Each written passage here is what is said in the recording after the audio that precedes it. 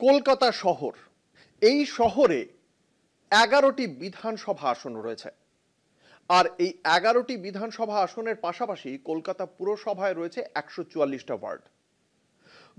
যদি আমরা লোকসভার নির্বাচন দেখি 2024-এ, তাহলে এই 144টি ওয়ার্ডের মধ্যে আমরা যেটা জানতে পারছি যে 47টি ওয়ার্ডে বিরোধী রাজনৈতিক দলগুলো এগিয়ে রয়েছে।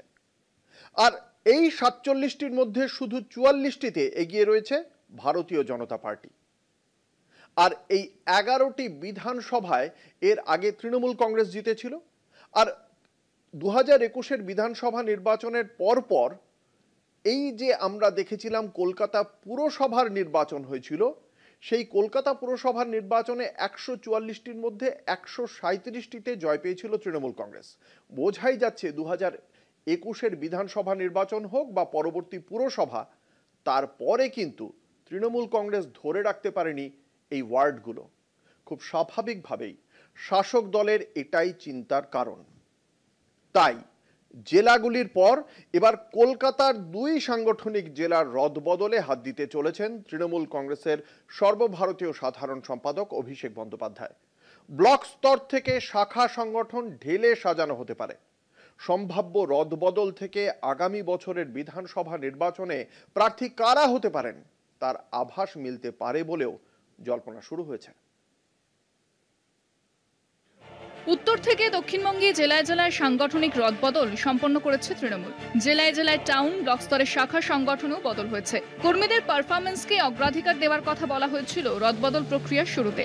দলের সর্বভারতীয় সাধারণ সম্পাদক অভিষেক বন্দ্যোপাধ্যায় দপ্তর থেকে এই প্রক্রিয়া নিয়ন্ত্রিত হচ্ছে। তবে সবটাই মুখ্যমন্ত্রী তথা দলনেত্রীর অনুমোদন নিয়ে চূড়ান্ত হয়েছে নতুন নেতৃত্বের তালিকা।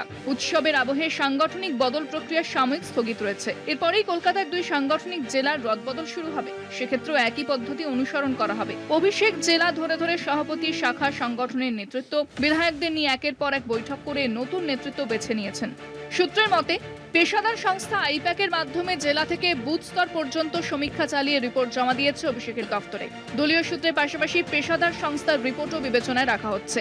জেলায় ব্লক সভাপতির সমতুল কলকাতায় ওয়ার্ড সভাপতি। কলকাতা পুরো এলাকার 144টি ওয়ার্ড। জেলায় রয়েছে 11টি বিধানসভা কেন্দ্র। বেহালা পশ্চিম, বেহালা পূর্ব, টালিগঞ্জ, যাদবপুর, কসবার মতো বিধানসভায় কলকাতার পুরো ওয়ার্ড রয়েছে। স্বভাবতই কলকাতার 2 সাংগঠনিক জেলার রদবদল প্রক্রিয়া যথেষ্ট জটিল। সূত্রের মতে, আনুষ্ঠানিক ঘোষণার আগে দলের বিধায়ক, কাউন্সিলর থেকে শুরু করে শাখা সংগঠনের প্রতিনিধিদের নিয়ে একাধিক দফায় বৈঠক করতে পারেন অভিষেক বন্দ্যোপাধ্যায়।